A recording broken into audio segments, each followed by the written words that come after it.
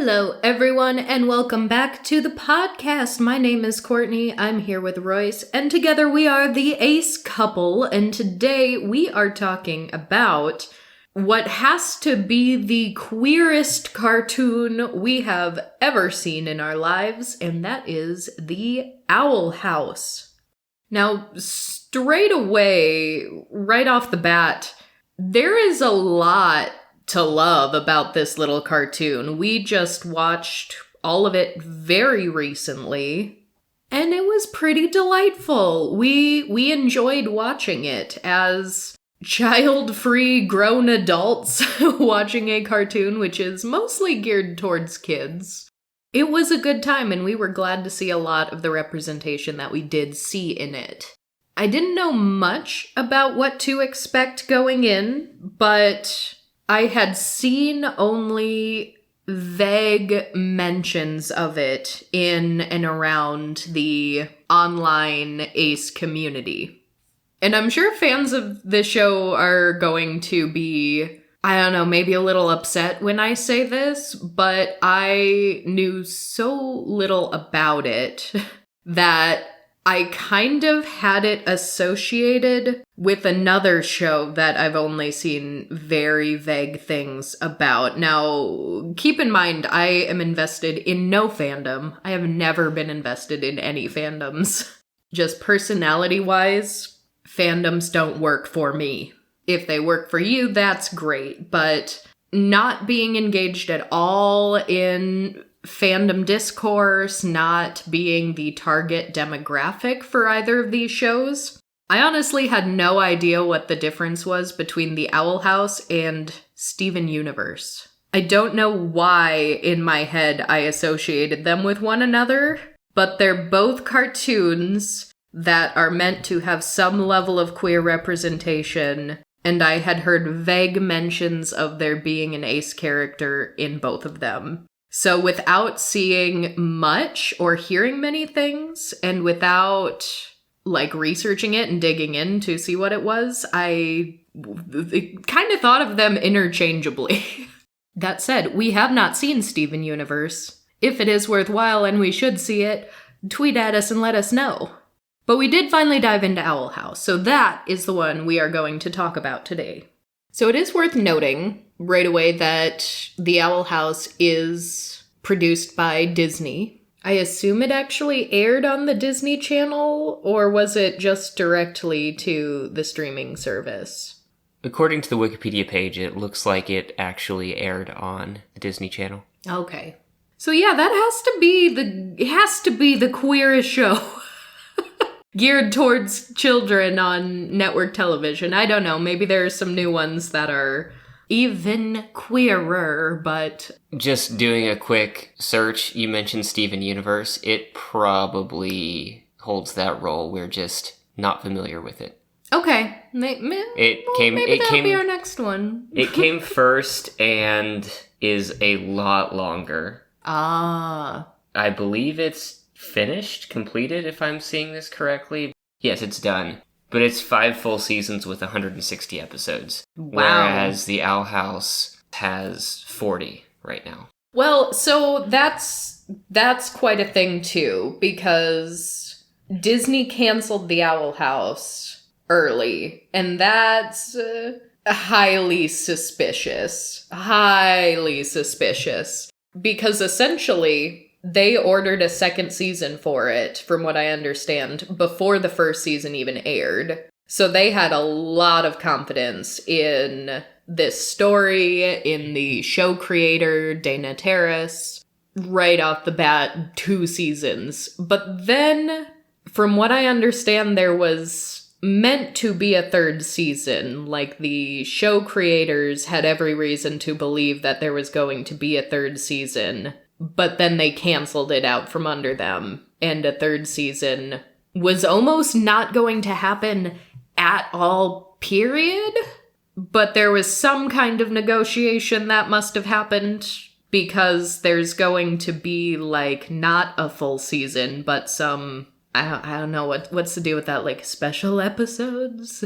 There are going to be 3 episodes that are of a different runtime length than the usual 30-minute episodes. Gotcha. So those are yet to be released, which is very odd because these are pretty long seasons. So having just 3 episodes serving as the stand-in for a 3rd season is very strange. It's more like, given 3, I think there's supposed to be 3 45-minute episodes. So it's more like, hey, we cut off your series. Here's basically the equivalent of a movie-length runtime to wrap everything up. Tie up the loose ends. So what that all came down to, because I think if you're a listener of our podcast, you're probably at least vaguely aware of Disney's issues when it comes to the LGBTQIA plus community. They are not, they're not the best allies, are they? They're really, they've got some growing to do.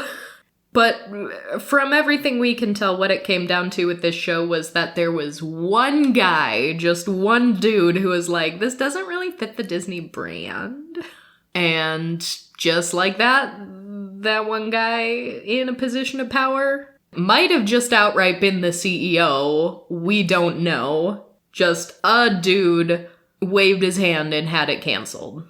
So we don't love that, because it actually is a very cute show. I thought it was precious. I thought it could have gone on much longer. I think there was a lot more that they could have continued to build and expand upon it. That is something about it. We picked this show up because we wanted to talk about it because we had heard some of the rep, and not knowing that it was supposed to be a children's show, but not knowing exactly what kind of children's show, it was a pleasant surprise. Because one thing, there is a 3 plot. Season 2 pays a lot more attention to that. Mm-hmm. There seemed to be quite a bit more fluff in season 1. Like, episodes that pose a problem in the beginning of the episode that's resolved by the end of the episode that doesn't really move the story along very much. It's kind of like a hybrid show. It's partially serialized I think that sense. From what I've been reading, I think that the creator had to negotiate a bit more on some of the content in the first season, and season 2 ended up being more like what they had intended for the show. And I think that's why you can kind of tell. You can kind of tell. Another thing I've noticed that I've been thinking about is how some kids shows read or feel older than some shows that like occupy the same network and time slot. Mm-hmm. And part of that is, I think, the writing style, the comedy style many times, but also I think that the rating system has a blind spot for horror, particularly like body horror or like weird things. Because I was thinking back to shows that I watched when I was younger, and Invader Zim was one that stuck out as very different in its network time slot. And it also had weirdness. Like, the aliens were weird. There was a lot of body horror and stuff in there that could have been seen as particularly gruesome or gory in some cases, but it just kind of floated under the radar because it wasn't... Because it's a cartoon! It's a cartoon, and it wasn't silly. It wasn't explicitly, like, sexual, and there wasn't cursing, and that and gratuitous violence is really where the things start getting aged up. Yeah, and that's interesting that you say that, because there were a couple of characters and a couple of lines in the Owl House that did seem kind of reminiscent of some Invader Zim moments to me, and given the age of the creator, I wouldn't be surprised if that was a show that they watched growing up, too. And, like, if you think about something like Invader Zim, it got a big cult following to the point, like, I don't know. Can you still go into a Hot Topic and is there still just like a wall of Invader Zim merchandise? Or is that so antiquated now that that's not even a thing? But I picture the Hot Topic in my hometown mall, and it's like 50% Invader Zim merchandise. That's my association. So like, teenagers who were older than the target demographic were still just, like, proudly displaying their, like, zinger hoodies and things.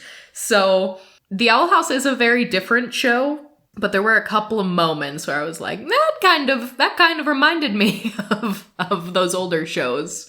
Do we want to get into the premise of the show? Because we haven't yet. We should. Let's do that now. I want to start by just talking about my reaction to the pilot episode, because watching the pilot episode, I was like, oh, dang. Like, I'm listening. I came in with no expectations, but now that I'm here, I see you. So I was very surprised from the pilot episode. And I do think season 2 overall was better than season 1, because there were some moments in season 1 where I was like, it's getting into just like a serialized cartoon, and I didn't love every single episode the same way I loved this pilot. But we're immediately introduced to a girl named Luce. Do we know exactly how old she is? I kept going back and forth as to whether or not she was supposed to be in middle school or high school age. She is 14. Okay, so right on the line. Could be 8th grade, could be 9th grade. And Luce is a bit of an odd one, isn't she? A bit of a weirdo. In fact, the show opens with her, like, in the principal's office for causing some sort of disturbance in the school, and apparently this is something that happens pretty regularly for her. And it shows just, like, a montage of all these weird things she's done, like, when performing a school production of Romeo and Juliet, she had, like, these full-on, like, gore and gushing blood on the ending scene.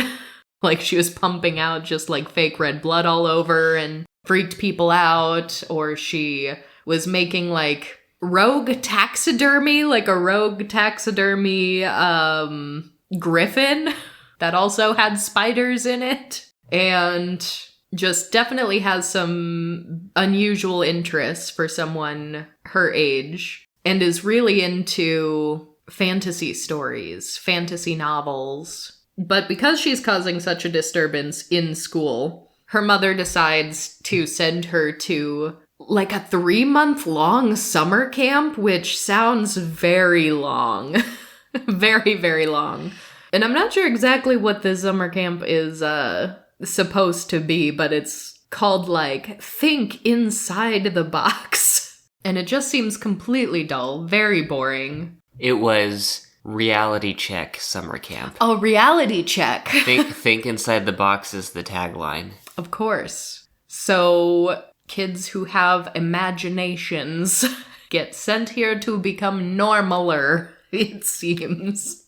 And, as you might expect, Luce doesn't want to go. But lucky for her, she doesn't have to, because an owl steals a bag of her things, and she follows it to a portal where she gets dumped into a place called the Boiling Isles. And she is immediately met with a woman named Ida the Owl Lady, who seems to just go into the human realm to loot things and sell them as, you know, bizarre human artifacts to the people who live in this realm. And it turns out the owl who stole Luce's book, it was a book about a witch that she really liked. The owl is actually, like, part of this witch's staff. They have these very neat staffs that are wooden, and they all have, like, an animal figurine at the top of it that kind of comes to life sometimes, and other times it's just a staff. Which that is an interesting way to do the whole sentient artifact thing that is present in some media. Mm-hmm. Like, oftentimes there's a magical sword that actually has intelligence. Mm-hmm. Or if you think back, actually, to the Harry Potter universe, the wand chooses the wizard. Oh my goodness, there were so many... There were so many things that were also reminiscent of Harry Potter, but in like a more loving and inclusive way.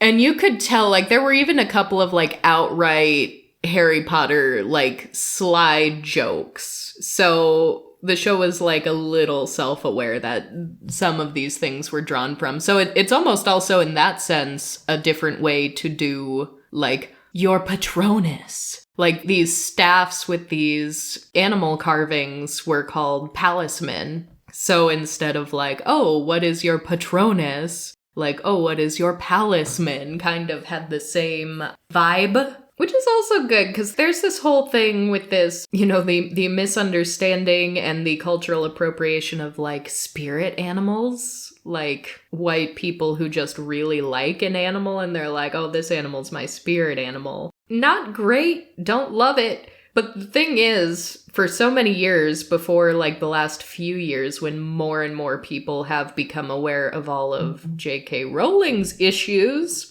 which we're not going to go into all of today because we do not have the time. But if you know, you know. Patronuses kind of like became the alternative that a ton of people were saying, like, if you're white, don't say you have a spirit animal. Instead, you can say, this animal is my Patronus. Like, that was the alternative that was being recommended to cultural appropriation, was instead of appropriating the culture and saying spirit animal, just say it's your Patronus, which is so wild to me because in hindsight, looking back to that period of time, that's also implying that just everyone knows and likes and understands Harry Potter. And I get it was and still is, unfortunately, a cultural juggernaut. It's huge. You probably know some things about it, even if you never watched the movies or read the books. You probably know some things. But, like, that is so weird. That is so weird that was a thing that happened. I had never heard of Patronus being used as a substitute in that conversation. Oh my gosh, yes, I have. I heard it so often. So, I wonder how all those folks are doing. How are they doing today? What's the alternative to Patronus? So let's back up that little tangent now. So we're introduced to Ida the Owl Lady, and she's going through these human artifacts, and there are some just funny little lines, like she pulls out a massive diamond ring, and she's like, oh, this is useless, and pulling out all these other things that seem incredibly valuable, and like a smartphone, and she's like, this is useless, and chucking it, but then she gets like a novelty pair of like googly eyes that are popping out of the glasses frames, and she's like, this is gonna make me rich. And they're clearly misunderstanding what some of these human artifacts are. There's like a small portable television that she doesn't know how to turn on, so she's like, this is just a black box that reflects nothing but emptiness. And Luce, being a human, is like, oh, it actually does more than that. Let me show you how to turn this thing on. Which she turns it on by pulling some batteries out of a bowl labeled human candy. And putting them in the TV. Yes, so they don't understand some of the human artifacts. But we very quickly learn, and we're seeing this world. It is very weird. There are humanoid creatures that are very, very high fantasy, very, very unusual. We're seeing some things like griffins actually are real. But then we also learn that Ida the Owl Lady is a wanted criminal. There are like wanted posters of her all over the place. And this like town guard fellow spots her in this big open marketplace and tries to take her in, but Ida grabs Luce and flies away on her palisman, which is kind of like a magical staff, kind of like a Patronus animal, kind of also like a flying broomstick. It kind of does it all, doesn't it? Familiar is the word I would use. Familiar, that's a good one. Because many witches have these palismans. That's a good one, yes. And the show is called The Owl House because that is where Ida lives. She lives in the Owl House. She is the owl lady. She has an owl house. And let me just say, I related so heavily to Ida in this first episode and some moments throughout the entire series, but like especially this first episode, because when she brings Luce to the Owl House, she's like, oh, this is where I hide from the trials of everyday modern life and from the cops and also from ex-boyfriends. I was like, oh, relatable. And here we're introduced to King, who is the cutest, most precious little evil boy. Well, we don't really know what he is for pretty much all of the series until right at the end of season 2, but he's a cute little demon guy. He's kind of like a puppy, but he's got like a skull on his head, almost like a Cubone. Just occurred to me, he's kind of like a Cubone, isn't he? Very like cute, small puppy boy vibes, and juxtaposed with this personality of like a dictator. And he's like, you will bow down to me. And some of the things he said was kind of where I was occasionally getting some Invader Zim vibes with some of his lines. And we learn that King has lost his crown. He has a crown, and he says this crown gives him his powers and helps him rule over his subjects, and it has been confiscated and is being held behind a barrier that, for some reason, only humans can traverse. So Ida says, well, we have a human now, let's go get your crown back. And so they have to go to this prison complex, which they call the Conformatorium, where Luce learns that the people being held in the Conformatorium aren't dangerous criminals. They're just all weirdos. For example, one of them practices the ancient art of fan fiction. So they're all kind of just social outcasts like Luce who are being held in this Conformatorium prison. So when Luce has this revelation, of course, she resolves to help these poor people escape because they don't deserve to be here. But first things first, they have to get King's crown back. So she traverses this barrier, and at this just like a heap of confiscated items, contraband, she finds like literally a Burger King crown. It was like the same shape and everything, except it said Burger Queen. So she finds a Burger Queen crown. She's like, wait, is that? And they get out and give it back to King, and King is so happy. And now he has his powers back. He is a ruler once again. And he grabs a little bunny rabbit, and this is just one of the most memorable lines. He's like, you there, minion, I shall call you Francois, and you shall be a minion in my army of darkness, or something like that. And it's like, oh, Francois, it's just a little stuffed bunny rabbit. And Francois makes a couple other appearances throughout the show. And so Luce kind of turns to Ida and is like, that crown doesn't actually give him any powers, does it? And she's like, no. And she's like, look, Luce, we are weirdos, and we weirdos have to stick together. And if that silly little crown makes King happy, then it's important to me because it's important to him. And it was just a very sweet little moment. It's like, oh, the very, like, right off the bat, they're hitting you really hard with the found family kind of sentiment. And it was just very sweet. But that moment doesn't last too long because the guard comes along and decapitates Ida, which kind of goes back to what you were saying, Royce, where it's like, it's fine because it's a cartoon.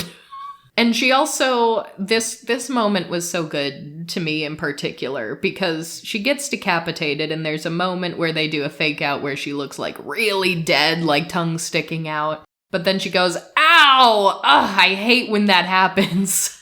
And Luce has caught her head now, and so this poor human girl is like, are you okay? And the owl lady just says, yeah, it just happens when you get older. And this poor girl's like, does it? She's just mortified. And I guess earlier in the episode, Ida's hand also had like fallen off, and she's like, oh, that happens sometimes. And listen, as someone with Ehlers-Danlos syndrome whose joints just like regularly dislocate, sometimes even my neck, sometimes I need a neck brace because I can't hold up my own head. It's like, that's really relatable. Sometimes that just happens. Like, yeah, ow, it sucks when that happens. It hurts, but yeah, it also just happens. So I was like, wow. And also the line of, I hide from all of my boyfriends. I was like, maybe I am just Ida the Owl Lady. And that boyfriends thing got even funnier because now this guard who came and cut her head off actually like has a moment where he professes his love to her and like bends down on knee with a bouquet of flowers and is like, you have resisted all of my advances and I have been chasing you and you have escaped every time and that's just made you more alluring to me. And like Luce the 14-year-old is like, I hate everything you're saying right now.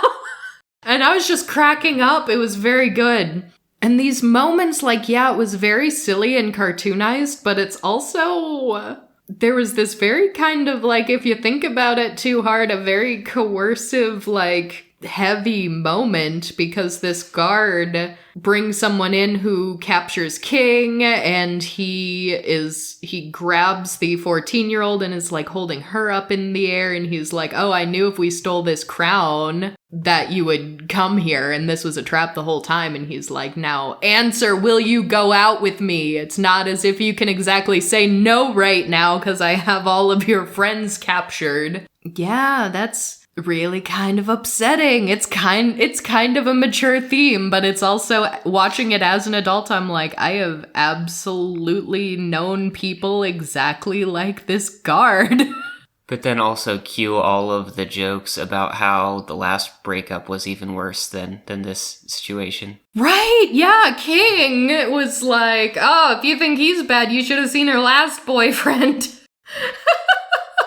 And just the allusions to the fact that she has multiple, like, horribly abusive exes, and that this is, like, a recurring pattern. I really hoped that we were going to see a bunch of these ex-boyfriends. I had really hoped that this was going to be, like, a recurring theme throughout the show. That one of her ex-boyfriends would pop up and be like the villain of that episode. And unfortunately, that did not happen. I thought it was going to be great, and I thought that would be a really good setup for it. But they managed to fend off his advances. They managed to free all the prisoners. All's well that ends well, as they say. And Luce decides to stay in the Owl House instead of returning to the human world to go to camp. She's just gonna pretend and tell her mom that she is at camp this whole time when really she's in another dimension. And she wants to learn how to be a witch. Because what 14-year-old girl doesn't wish they could escape to a magical realm and learn how to be a witch? So very much enjoyed a lot of elements of that. I did notice that there were a couple of, like, more cartoonish moments that didn't quite land for me. Some of the comedic timing of some of those bits didn't always work. Like, I saw the cartoon trope. I saw what they were going for. But to me, I think the most powerful element of the storytelling was amongst the relationship between the characters. And honestly, for as much as I enjoyed that pilot, and for as much as we did like a lot of elements of it watching through the entire 2 seasons, I was kind of floored that I had not actually heard more about this in more detail, and that I had to pick it up through very vague whispers. Because with the fantasy elements of it, with it being technically geared towards children as a demographic, but having some elements that are relatable enough and, you know, cute and funny enough that it's accessible enough for adults to also watch. Like, why isn't that exactly the kind of thing that Disney tries to do? And the fact that it has these magic elements and this learning magic and this sort of wish fulfillment of being someone who doesn't really belong and doesn't really fit in, but you're able to travel to this fantasy realm and find a place where you belong. It has so many brilliant elements that I was just like, why? Because honestly, if we weren't doing this podcast, I probably wouldn't have even tried to watch it because I had vague whispers that there was a cartoon that had an ace character, and that's about it. That is all I knew about this going in. And the funniest part to me is it didn't really even have an ace character. I guess I'm gonna get mad about that. Listen. I'm not that mad because there was a lot of very explicitly queer representation that was handled really, really well and are things that should be celebrated. But was there an AroAce character like I was promised there would be? Let's talk about that. So the AroAce character was supposed to be Ida the Owl Lady's sister. And a big conflict and a big reason why Ida is a wanted criminal is because she refuses to join a coven. And their current, emperor, is that what they call him? The leader of this realm has decreed that all witches need to join a coven that is dedicated to a specific type of magic. There's a healing magic coven. There's a plant magic coven. And once you join a coven, you're basically only able to practice that type of magic. And Ida the Owl Lady, being the, punk nonconformist that she is, was like, screw that! I want all of my magic. I want to be the most powerful witch in this realm. I'm not joining a coven. So she doesn't. She doesn't join a coven. Turns out the only witches who are able to practice more than this one specific type of magic belong to the very prestigious Emperor's Coven. But then you have to work directly for the Emperor, doing whatever probably shady, nefarious business he sends you on. And so Ida's sister joined the Emperor's Coven. And she has now been tasked with capturing her sister and forcing her to join the Emperor's Coven. So when we first meet her, she is very much the villain.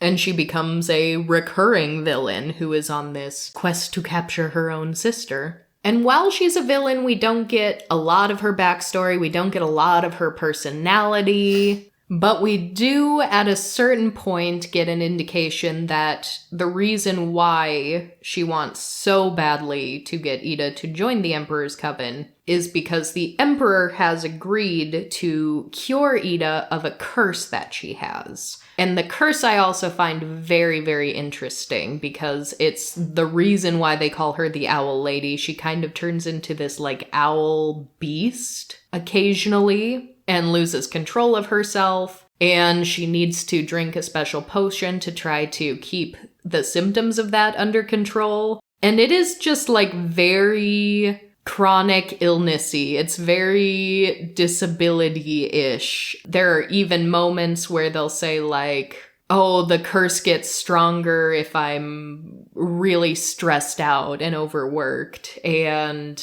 watching it from that perspective was really, really interesting. Especially since the very first episode when her body's literally falling apart at the joints, I was like, yep, that's relatable.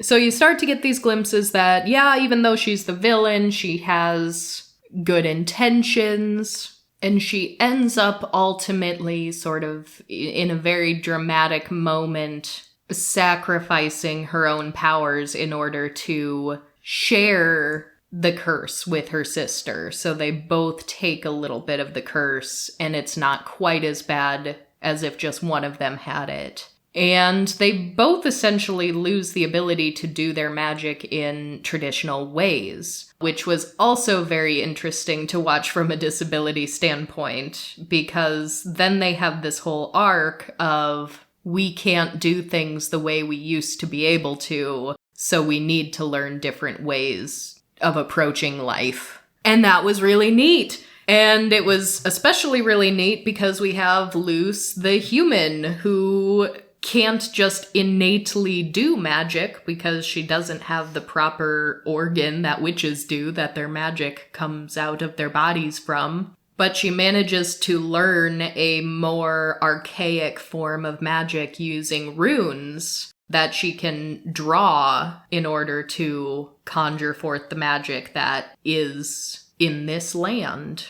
Which I also must say, as far as magic fantasy stories geared towards children, this is probably the most, detailed, well thought out magic system that I have ever seen. Because most magic media for kids is magic just exists, and it is that way. And you don't really know why or how, it just is. And that's not necessarily a bad thing, but I thought it was so cool that in this show, they explained the magic and where it came from, and to an extent, how it works and different ways of doing it. So I found that very neat. But this character, and now, Royce, do you remember her name? Can you give me her? I am so bad at names. We watched 2 seasons of this show recently, and I can't think of her name. Lilith. So Lilith is supposedly AroAce. And don't get me wrong, I love Lilith. After she loses her powers and after she has to learn a new way to approach magic, and she kind of ends up moving into the Owl House for a while, so we see a lot of Lilith and Ida together. And she has this very special friendship with Ida's house demon, which is, I guess, how the Owl House gets its name. There's an owl. This is impossible to explain for anyone who hasn't seen the show. There's an owl worm door named Hooty. He is normally attached to a little circular spot on the door, yes. And he's weird. He's an odd thing for a lot of reasons. He is odd amongst all of the oddities that exist in this other realm. The oddest of them all, that Hooty. And he's kind of presented for a lot of the first half of the show as kind of a mild annoyance. Even if he's trying to help, he's not really helping. Kind of inserting himself into conversations that people don't necessarily want him being a part of. And got to a point where I started almost feeling a little bad for Hooty. I was aw, nobody likes Hooty. But when Lilith moves into the Owl House, she and Hooty end up forming this beautiful friendship. I love it so much. They give each other nicknames. It's just disgusting how cute it is. I love it. And Hooty finally has a friend now. And so that was all very cute. When we learn more about her personally, she's very academically minded. She's very interested in history and studying. I just realized, looking up the voice actress for Lilith, that she also voiced Chloe's mom in the Life is Strange game.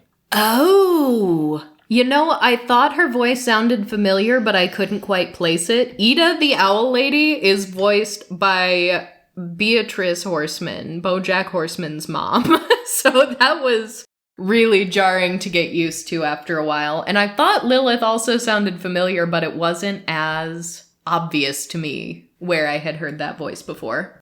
So yeah, Lilith overall, really good character, but as far as aceness or arrowness is concerned, nothing was shown on screen. Nothing was on camera. And that is disappointing from a show where a lot of things were shown very explicitly on camera in ways that I don't usually see in cartoons or children's media at all. Because I understand that on the one hand, it can seem like a challenge to write asexuality in a show where sex is not on the table as a discussion point. Because obviously in children's media, you can still have gay characters, but you're not talking about gay sex. And with asexuality, unless you are explicitly tying in aromanticism as well, and you're explaining I'm just not interested in people, period, Obviously, it's a gross oversimplification, but it can pose a writing challenge. And I was under the impression that this character is meant to be AroAce. And it could be that this was meant to be explored further in the 3rd season. And I understand that they got canceled and it got cut short. And that is a shame, but I didn't see it. And with other things they have set up, I think there were definitely ways to show and talk about this, because Ida has made allusions to her, like, problematic ex-boyfriends. We saw someone very aggressively pursuing her romantically in, like, abusive ways. So that element is there. We have explored both of these sisters through flashbacks as well, so we could get more of their relationship history. So there are lots of different storytelling devices that are already being used that could have easily been sort of an entryway to talk about a character who had no interest in any kind of romance, no interest in a relationship of that kind. And there weren't even any one-off comments that you could pick up and be like, wait a minute.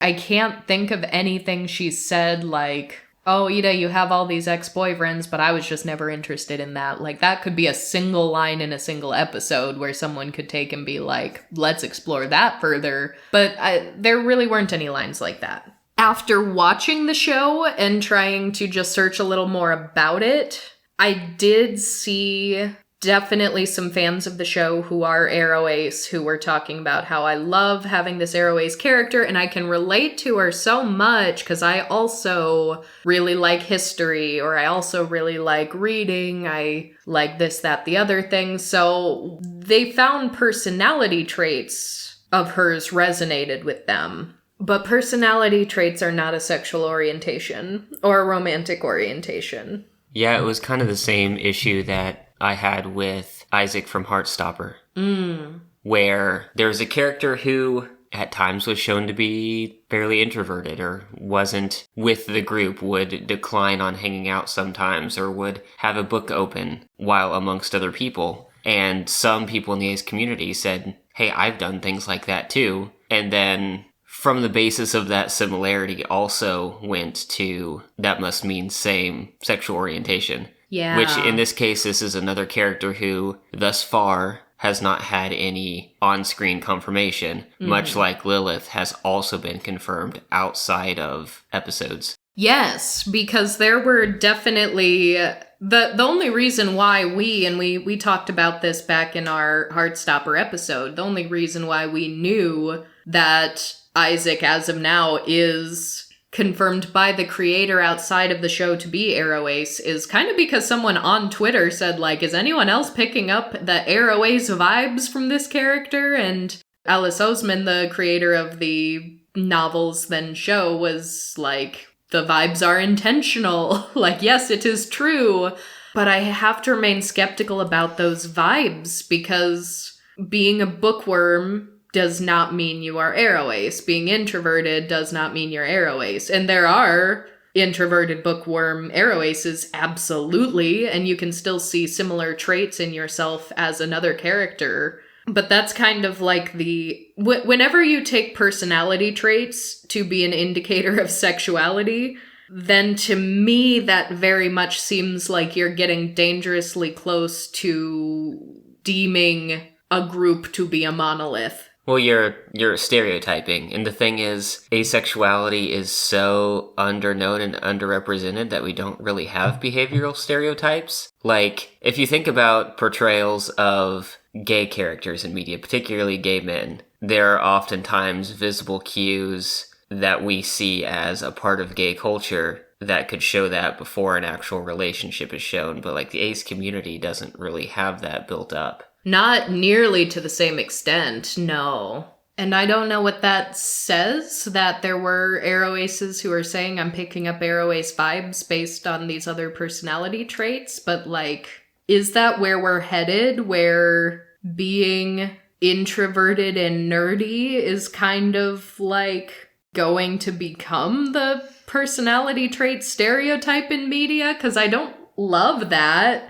So yeah, I don't know. I don't know. So I like Lilith. I would be lying if I said there weren't like moments where I could relate to Lilith. She had this moment of like really geeking out over like historical elements of architecture on old houses. And I was like, yeah, that is personally relatable to me, but that is a historical interest, that's an academic interest, that to me has nothing to do with sexual or romantic orientation. So I didn't see anything about her that would confirm that on screen. And so that's... I liked the show, I really did. I don't want to seem like I'm complaining about the show, but I guess I am complaining about the framing, because the only reason why I heard about this show at all was there's an AroAce character in this children's show. I was like, well, I haven't seen an AroAce character in a children's show before. Let's see how they're doing that. And they kind of haven't yet. Maybe they will, but they haven't yet. And this is probably just because we hear about these shows through the ace community, so of course that is what reverberates, but a better reason to pick up the show, I guess, would be the other queer representation, their handling of non-binary gender identities. Yes! There were a lot of really good rep moments that I didn't know was going to be there at all based on things I had heard. Probably my favorite was one of Ida's exes, named Rain, who was just allowed to exist as someone who uses they, them pronouns. And it wasn't this big teaching moment. It wasn't like you had a lot of exposition explaining that this person's non-binary or they're agender or they're neither a man nor a woman. There wasn't any need for that, because from the moment this character was introduced to us, it was just everyone around them was using they, them pronouns. We have not heard any other pronoun used for them. There wasn't a moment where someone, accidentally slips up. There wasn't a moment of someone misgendering them as a means of using that as a teachable moment. There was none of that. It was just, this is Rain. They are Ida's ex. And it seems, from everything we've been told, it was the only it was the only ex-partner situation that Ida had that doesn't seem, awful. Because we're seeing flashbacks, and this actually looks like it was a pretty healthy relationship. This was the one exception, yeah. Yes, Rain was the one exception to all of the tragic exes. Rain is kind of like the one that got away to an extent. And it is sort of explained that Ida's curse, which is very easily read as a disability, as a chronic illness, really got in the way of her being able to maintain relationships for a while when she hadn't learned how to coexist with it yet. So their breakup was sad and unfortunate, but it wasn't like this horribly traumatic, abusive reason that this separation had happened. So I just think that is so neat.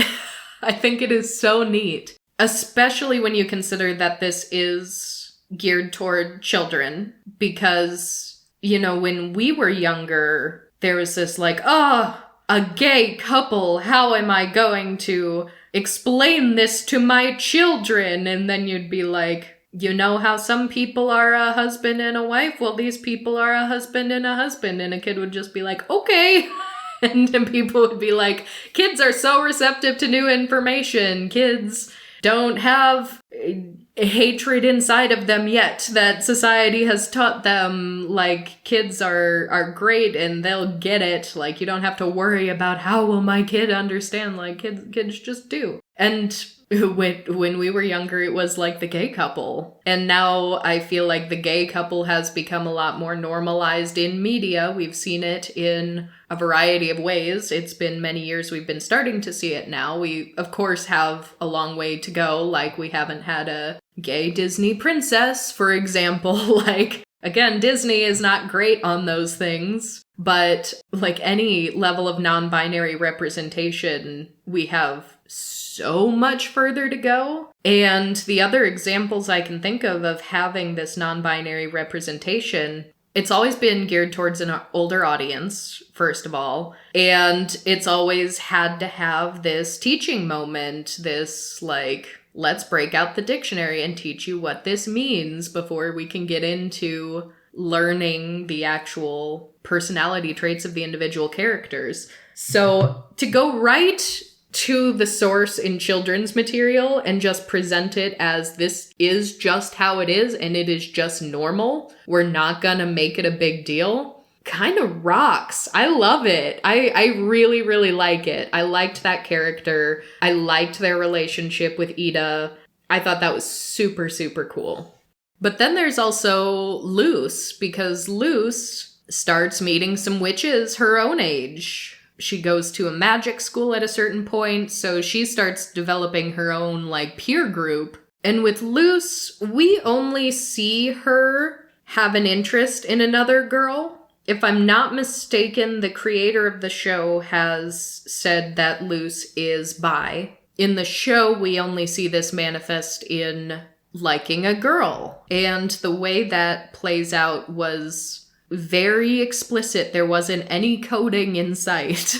It was actually, we see sort of the full spectrum of this relationship develop, because there's like a friends to lovers trope. There's like an enemies to lovers trope. This was like enemies to friends to lovers, because it's sort of the popular girl who's really powerful and she comes from a wealthy family and sort of looks down on other people. And so she's very much like a school antagonist who ends up having a lot of character development and becoming a friend and then a girlfriend. And the way that happened was very cool, because you see them as friends for a while before you start getting the hints of, oh, there's more to it than this. Because it's actually, here I go being bad at names again.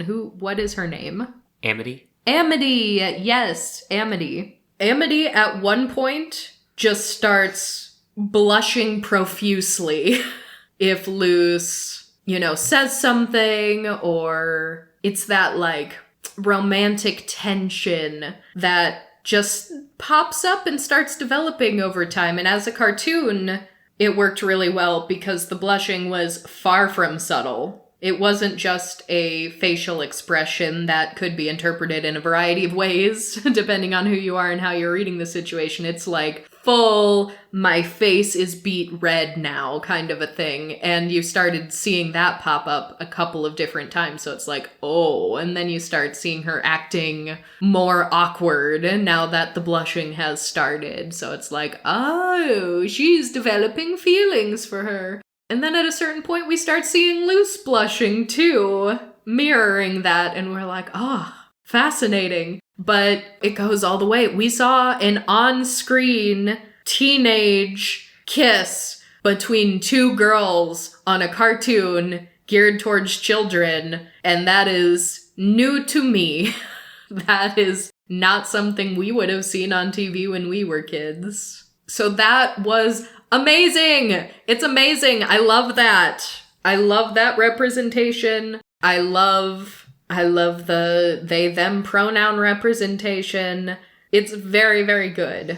It's very much trying to normalize a variety of queer identities. And we did see some things from non-central characters, like they had sort of a prom episode, but their prom isn't like our prom. In fact, it's Grom is what they called it, which is kind of a dance, but not really. Like, we saw what appeared to be two boys dancing together in the background. One of the characters has two gay dads, which at this point is kind of a trope. Because they don't really get their own personalities. It's just kind of like, oh, that character has two gay dads. Which I think is forgivable considering the rest of the rep, that there are other queer, like, very fleshed out characters. It would absolutely be a cop-out if there were not more fleshed out characters. It would also be kind of odd if a character in this very queer show didn't have same-sex parents. So, like, it had to happen somewhere. Yeah, so I'm not mad about it used in this way. The parents just aren't the focus of the story either. Like, there's one set of parents, and then it's Ida and Lilith, and then pretty much all just kids. Well, we learned a couple of things about some other adults, to a lesser extent than we saw the kids' storylines play out, but... Yeah, I was talking about screen time. It's really just Ida, Lilith, and Amity's parents, and not really too many other adults aside from the antagonists. Yeah, which Amity's parents are kind of riding that line of antagonist. Right. Yeah, so that was pretty cool. And even though Amity's parents were antagonists, they weren't antagonists because they were, like, homophobic either. Because the mom was not happy with her liking Luce. They were antagonists because they were capitalist. Yes, that's true. That's true. But yeah, because I believe it was Amity's mother was, like, not happy with Amity going out with Luce and was like, I don't want you seeing that human girl anymore. Like, we'll find a different girl for you to like. So it wasn't like, I don't want you to be in a relationship with a girl. It's like, I don't want you in a relationship with this girl. Like, there are better girls for you. So they never had the opportunity to, like, be bigoted. So it was a very normalizing show in that sense, which we love. We need more of that. It's good. And as far as, like, Luce's bisexuality, I don't know. There wasn't much of that on screen either. Of course, if someone is only shown in one relationship with one person, there's no way that you can possibly know that that is the only type of person that they would be open to having a relationship with. So there's always, like, a chance of bisexuality, biromanticism in there. But really, the closest I can think of, I think Luce at one point when she started school was like, ooh, maybe I'll meet an upperclassman. And, like, she didn't say maybe I'll meet a boy, maybe I'll meet a girl. She didn't say maybe I'll meet a boy or a girl. She just said upperclassman, which is a gender-neutral term. So, yeah, that wasn't explored in depth. But the creator, Dana Terrace, is bisexual, is that correct? Did I read that? Yes, that's true. And Amity's voice actress is pansexual. Ah, okay. So yeah, there was a lot to praise in the representation department for the show, because truly, we have Rain's character, we have Luce and Amity, we have other more casual characters in the background, we even have some level of allegory for chronic illness and disability. Luce is also Dominican, so we hear her occasionally dropping into Spanish, talking to her mother. There's even kind of a cute moment where Amity is trying to learn some Spanish for Luce, but the only resource she has to seeing any words from this language is a cookbook that one of Luce's witch friends, what is his name now? Gus? Is that it? Did I remember a name for once in this episode? Yeah, it's Gus. So Gus is, like, obsessed with humans. He was, like, the president of a human fan club kind of a thing. So he fancies himself an armchair academic of human affairs. So he had a human cookbook that was in Spanish that he lent to Amity so she could try to learn. And she ended up, like, calling Luce a sweet potato and thinking it was a term of endearment. And that became an ongoing thing. Like, Luce started calling her sweet potato right back. So that was just a cute little bit of silliness. And for how good a lot of those elements were, I'm baffled I didn't hear about how good any of those elements were. Like, really, really baffled. So, yeah, to get back to the AroAce thing, it's hard to judge considering that the show got canceled prematurely. And you can tell it got canceled prematurely because they actually ended season 2 on a major cliffhanger. So that's probably what they're going to wrap up with in their special episodes. And with only 3 needing to wrap up all the things they probably need to wrap up to give it any semblance of a satisfying conclusion, they're probably not going to dig much further into new aspects of existing characters. Maybe. I don't know. So it very well could be that they had every intention of exploring this further with Lilith. So this is by no means like I am mad at the creator of this show. I'm not. I just don't want anybody coming into this show solely because there is supposedly AroAce representation, because you're not really gonna see it. It's more a headcanon than anything right now, and some people are really into headcanons and can be a very good, comforting thing for some people. I personally don't understand headcanons much, but the way this became a talking point, the way I was eventually introduced to this, was because the creator of the show, and I believe a secondary person who also worked on the show, had stated that she is AroAce, but this was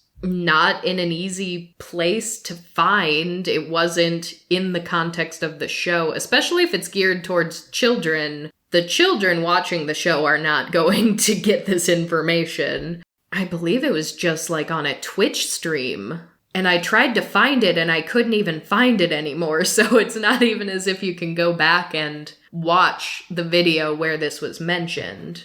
Which is very much something we have talked about before, where for the purposes of mainstream representation, the way it is currently, the way it stands, it kind of just serves as extra content for superfans. It's not literally information that's behind a paywall, but it's essentially like if you were to sign up to a creator's Patreon because you love what they do so much and you just want a little more, you want a little extra content, you want bonus content that is just for the subscribers. This is the kind of vibes that this gives me, because just watching the show, you would never know. I actually found a recording. Did you? It was originally on Twitch. Okay. It has been uploaded to YouTube. Okay.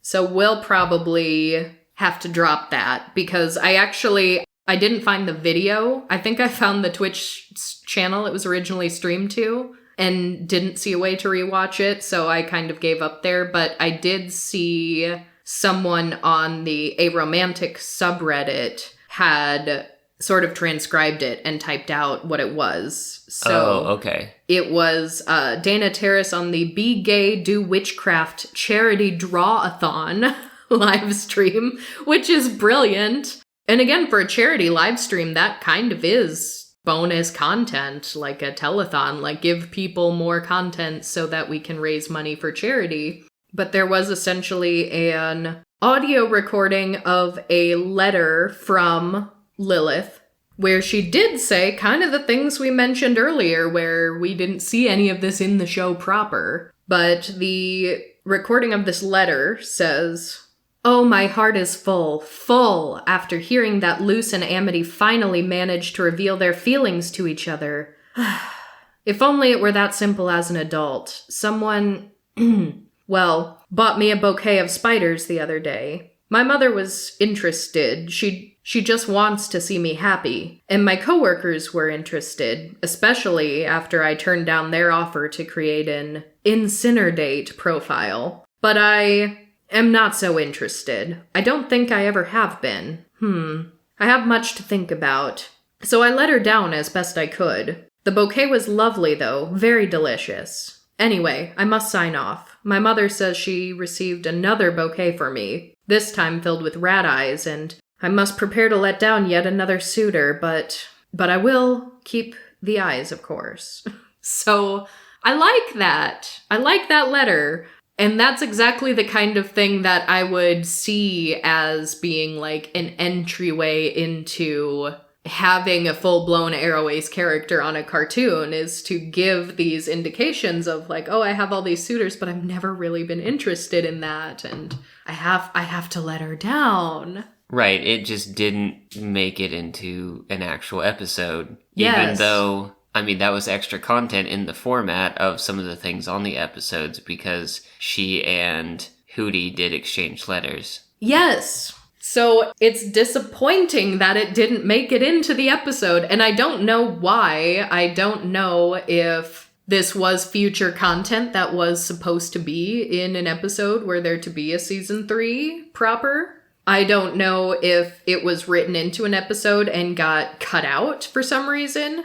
If it did, then I'm even more mad that people are praising that this character is AroAce because it sounds like she was supposed to be, but they cut that. And I don't know. I would be curious now. We should watch that now that we know that there is a recording of that. We'll put the recording in the show notes so you can all watch that with us. So I don't know if they explain further like what that recording was from, or did they just write it specifically for this event? Like, well, we need some extra content for this charity event, so let's, write and record a letter that wasn't in the show. In which case, my, Patreon bonus content analogy is perfect. It's just bonus content. So, yeah, that's kind of where we're at. I would love to see that explored even a little bit in their 3 special episodes that are forthcoming. I think that would be really, really cool. I'm not going to keep my hopes terribly high. I suspect they have so much to wrap up in so little time that no attention is going to go anywhere else. Yeah. So it is what it is. It's disappointing. Because, just that letter alone, it would have meant so much to so many people to be able to see that. And think about being a child and seeing a show where, romance is still very normalized. It's still being shown in a lot of different ways, but you're seeing all the different ways these relationships can be. You're seeing 2 teenage girls. You're seeing a middle-aged witch and her non-binary ex who are kind of rekindling at least a friendship, if not more. But then to also have a character who's like, I'm really happy for those people, but it's not for me. Just to have that demonstration of all the different ways that you can be in a show that normalizes all these different identities, I think has the potential to be so powerful. And that's why I'm disappointed it's not there. And it's actually really interesting, because when was this show actually airing? Season 1 aired in January of 2020. Okay. And when was season 2? When did it wrap? The last episode was in May of 2022. Okay. So May of 2022. So when this was confirmed, and I don't know that there's a better way to say confirmed, but I also don't like the word confirmed, because confirmed sounds so final and absolute. And if someone says, like, it was confirmed by the creator that this character is X, Y, and Z, that sounds so definitive and like it means something. And maybe it does. Maybe I'm just way too cynical. But to me, you shouldn't have to search to find the representation. It should be obvious. If it is good representation, I think it should be obvious. But it was confirmed by Dana Terrace that Lilith was Aromantic on that live stream we mentioned, which was March 13th of 2022. So that was technically a couple of months before the show ended. So if I were actively a fan while this was going on, and I was such a big fan that I was following Dana Terrace and I was watching this live stream, I would be prepared to see that on screen. I would have been like, oh, they're gonna show this before the season is out. This is, a taste of something that's to come, and I'd be really stoked, and then I'd be disappointed if it didn't actually make it into the real show. So I think I would still be disappointed even if I were a fan on that level. And it was only a few days later, on March 18th, that Cissy Jones, the voice actress who plays Lilith, apparently also on a live stream confirmed her to be asexual. So, one person saying aromantic, one person saying asexual, both happening on live streams a couple of months before the show ended, just seems so fragmented and so watered down compared to all of the other rep that this very same show is giving us. So that's why I don't like to treat this representation as being equal, because if we're saying, well, the creator saying this is basically as good as it being on the screen, then it's like, why does the AroAce character get this treatment, but the gay characters don't? The bisexual character doesn't. The non-binary character doesn't. Like, why is it the AroAce character that doesn't get anything spoken of? No plot line, no allusions to it, doesn't have it explored at all. Like, that's why I don't want to give it credit on the same level. And so all in all, I do like the character. I do like the show. I think the show is worth watching for other representation reasons, but I could not in good conscience recommend the show as AroAce rep. I just couldn't, which is a bit of a shame. It's got a lot of good things going on, but AroAce rep is not one of them. I am very happy that children's media is getting more LGBT friendly. I want to see more of that. But yeah, it is truly a shame that we also just won't know what could have been and what additional possibilities this show had in store because Disney just canceled it. Or more specifically, one single dude in Disney canceled it. And like, what do you want to bet that they canceled it because it got a little too queer? That's way too likely. It's probable.